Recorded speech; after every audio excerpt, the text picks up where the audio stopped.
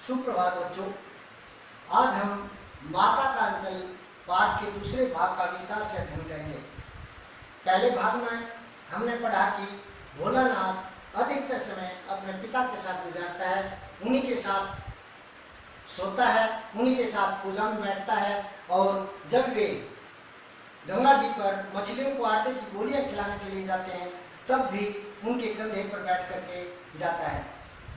पिताजी उसे आते समय पेड़ों की झुकी हुई डालियों पर झूला झुलाते हैं, उसके साथ कुश्ती खेलने का नाटक करते हैं और उसे खाना खिलाने की भी कोशिश करते हैं। लेकिन उनकी माता उनके पिता को यह कहकर मना कर देती है कि मर्द आदमी क्या जाने कि किस प्रकार बच्चों को खाना खिलाया जाता है, और खुद उसे अनेक पक्षियों के नाम ले लेकर खाना खिलाने लग जाती हैं। उसे नहला धुलाकर, सजाकर यानी रंगीन कुर्ता पहनाकर, उसके बालों में फूलदार लड्डू लगाकर उसे खेलने के लिए बाहर भेज देती हैं। वह भी अपने हमजोलियों के साथ मिलकर अनेक प्रकार के खेल खेलने में लग जाता है। सबसे पहले वे नाटक मंचन करते हैं जिसमें मिठाई की दुकान लगाई जाती है। उसके बाद ज्योनार तैयार की जाती है, यानी दावत तैयार की जाती है। दावत देने वाले भी वे होते हैं और खाने वाले भी वही होते हैं। इस प्रकार आगे भी वे अनेक प्रकार के खेल खेलते हैं। कौन कौन से वे खेल खेलते हैं और अंत में क्या होता है, यह सब पढ़ेंगे दूसरे भाग में। तो लीजिए, प्रस्तुत है भाग 2। कभी कभी हम लोग बारात का भी जुलूस निकालते थे। कनस्तर का तंबूरा बजता, कनस्तर जिसे टीम बोलते हैं, घी वगैरह आता है जिसमें, उसे तंबूरे के रूप में प्रयोग करते। तंबूरा होता है एक वाद्य यंत्र। अंबोले को घिसकर शहनाई बजाई जाती। अंबोला होता है उगता हुआ आम का पौधा। टूटी चुहेदानी की पालकी बनती। हम समधी बनकर बकरे पर चढ़ लेते और चबूतरे के एक कॉर्नर से चलकर बारात दूसरे कॉर्नर में जाकर दरवाजे लगती, दरवाजे पर खड़ी हो जाती। वहां काठ की पट्टियों से घिरे, गोबर से लिपे, आम और केले की टहनियों से सजाए हुए छोटे आंगन में कुल्हे का कलसा रखा रहता था। कलसा या कलश कहें, बड़े आकार का होता है, लेकिन कुल्हिया उससे छोटे आकार की होती है। वहीं पहुंचकर बारात फिर लौट आती थी। लौटने के समय खटोली पर लाल ओहार यानी लाल पर्दा कपड़ा डाल करके उसमें दुल्हन को चढ़ा दिया जाता था। लौट आने पर बाबूजी जो ही ओहार उगाड़ कर यानी उस पर्दे को, उस कपड़े को उठाकर दुल्हन का मुख निरखने लगते, मुख देखने लगते। निरखना होता देखना। तो ही हम लोग हंसकर भाग जाते। थोड़ी देर बाद फिर लड़कों की मंडली जुट जाती थी। इकट्ठा होते ही राय जमती की खेती की जाए। जब वे इकट्ठे होते तो सलाह बनती उनकी कि अब आज खेती करेंगे। और खेती करने के लिए क्या क्या करते हैं देखें। बस चबूतरे के एक छोर पर, जो ऊंचा चबूतरा होता घर के बाहर या बैठक के बाहर, उसके एक छोर पर, एक किनारे पर, छोर होता है किनारा, उस पर घेने गड़ जाती थी और उसके नीचे की गली, जो नीचे गली होती, उसको कुआं बना लेते थे। मूंज की बटी हुई पतली रस्सी में एक चुक्कड़ बांध, एक तरह से कलसे से छोटे आकार का जो कलश होता है उसको बांधकर गरारी पर चढ़ाकर लटका दिया जाता। दो लड़के बैल बनकर मोड़ खींचने लगते। पहले जैसे खेतों में पानी निकालने के लिए बैलों से निकाला जाता था, मोड़ बैल उसको खींचते थे और पानी ऐसे आता था। वैसे ही वे दो लड़के बैल बन करके मोड़ खींचने लग जाते। चबूतरा खेत बन जाता। कंकड़ मिट्टी जो होते वो बीज उसको बीज बनाते और ठेंगा होता है लकड़ी या डंडा या छड़ी, डंडे को हल और जुआ बनाते। जुआ जो बैलों की गर्दन पर रखा जाता है उसे बोलते हैं। बड़ी मेहनत से खेत जोते बोए और पटाए जाते, जोते जाते बोए जाते, फिर उनमें खाद पानी डाल करके तैयार किया जाता और फिर तुरंत फसल तैयार भी हो जाती, कटने लायक हो जाती और फिर वे हाथों हाथ यानी तुरंत उसे काट भी लेते थे।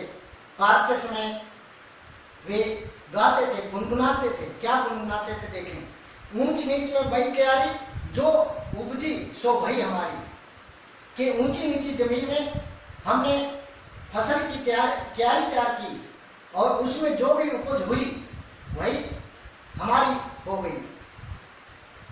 फसल को एक जगह रखकर उसे पैरों से रोन डालते थे। आजकल तो क्या है, वैज्ञानिक युग आ गया है, अनेक प्रकार की मशीनें आ गई हैं। आज फसल उठाने में और घर तक पहुंचाने में ज्यादा समय नहीं लगता, पहले बहुत ज्यादा समय लग जाया करता था। पहले उसको पैरों से या बैलों से या गरड़ी से रोंदते, छड़ते, फिर उसको बरसाते, तब जाकर के फसल अनाज के रूप में तैयार होती और फिर उसे घर लेकर के आते। महीनों लग जाते थे।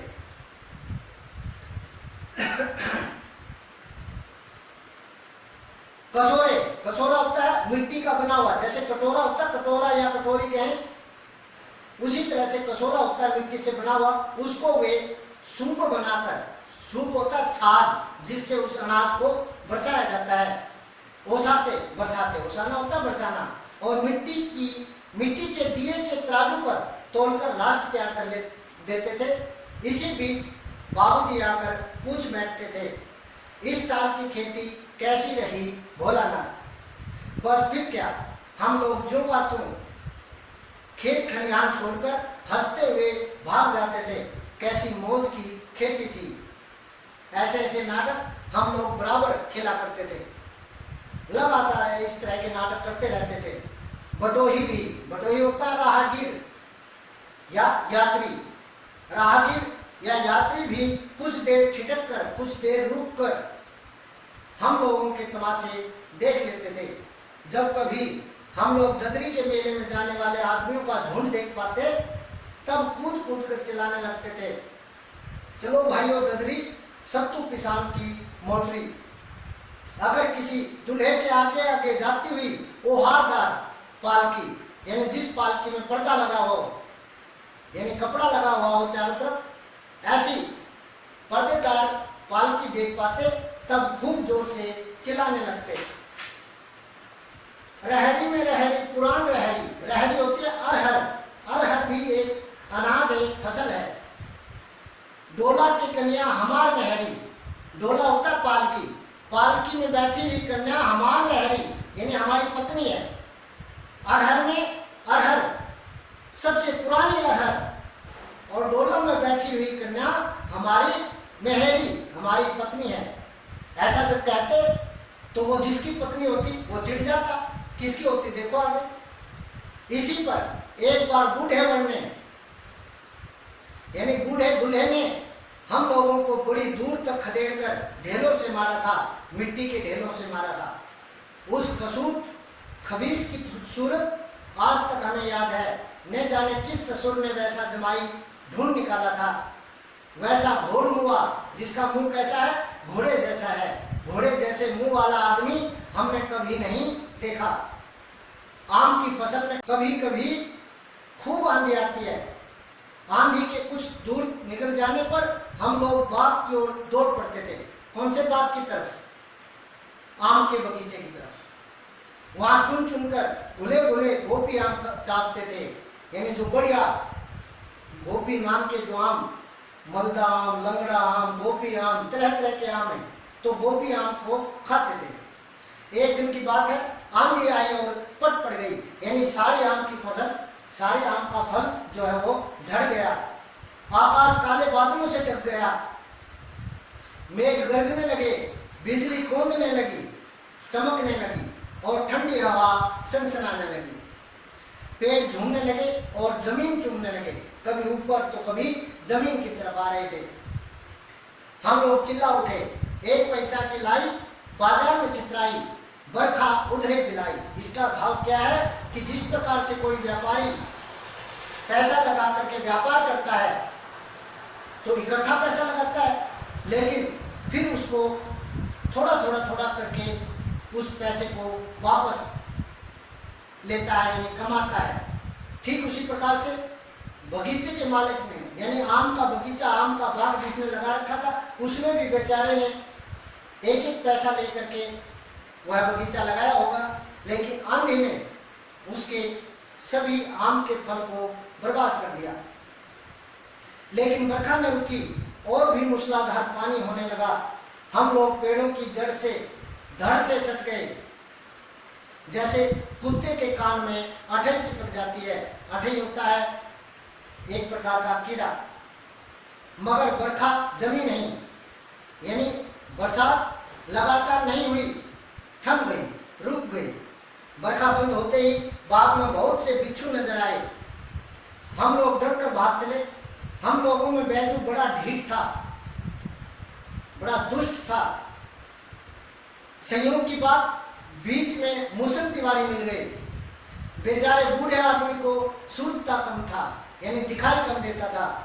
बैजू उनको चिढ़ाकर बोला, बूढ़ा बेईमान मांगे करेला का चोखा। करेले की सब्जी कह सकते हैं, भरता कह सकते हैं। हम लोगों ने भी बैजू के सुर में सुर मिलाकर यही चिल्लाना शुरू कर दिया। मुस्लिम तिवारी ने बेतहासा खदेड़ा, यानी उन्हें बुरी तरह से भगाया, ये कह सकते हैं। हम लोग तो बस अपने अपने घर की ओर आंधी ओर चले। जब हम लोग न मिल सके तब तिवारी जी सीधे पाठशाला में चले गए। वहां से हमको और बैजू को पकड़ लाने के लिए 4 लड़के गिरफ्तारी वारंट लेकर छूटे। इधर जो ही हम लोग घर पहुंचे त्यों ही गुरुजी के सिपाही हम लोगों पर टूट पड़े।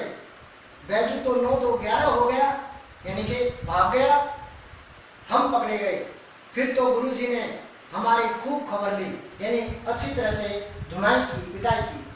बाबूजी ने यह हाल सुना, वह दौड़े हुए पाठशाला में आए, गोद में उठाकर हमें पुचकारने और फुसलाने लगे, पर हम दुलारने से चुप होने वाले लड़के नहीं थे।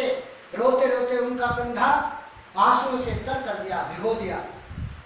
वह गुरुजी की चिरोरी करके, यानी गुरुजी से प्रार्थना करके, विनती करके हमें घर ले चले। रास्ते में फिर हमारे साथी लड़कों का झुंड मिला। वे जोर से नाचने और गाने लगे, यानी नाचने गाने लगे।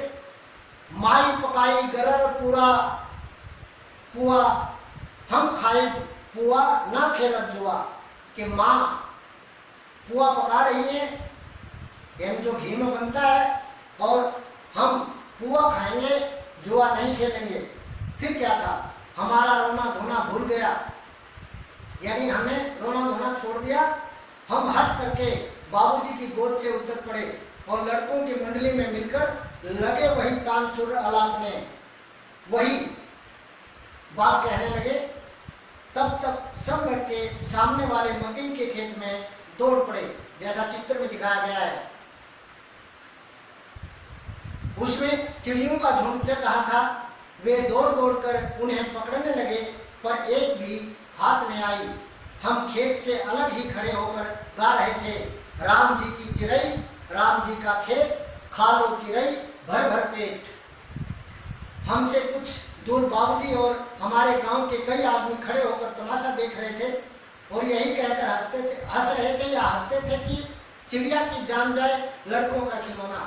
चिड़िया बेशक मर जाए, लेकिन लड़कों को खेलने के लिए चाहिए, यानी लड़कों के लिए तो वह एक खेल है। सचमुच लड़के और बंदर पराई पीर नहीं समझते कि ये सच बात है। यह एक सच्चाई है कि लड़के और बंदर दूसरे की पीड़ा को, पराई पीर दूसरे की पीड़ा को, दूसरे के दर्द को नहीं समझते। एक टीले पर जाकर हम लोग चूहों के बिल से पानी उलीचने लगे। पानी डालना नहीं, उलीचना, यानी बिल में से पानी बाहर निकालने लगे। नीचे से ऊपर पानी फेंकना था, यानी बिल से बाहर निकालना था पानी। हम सब थक गए।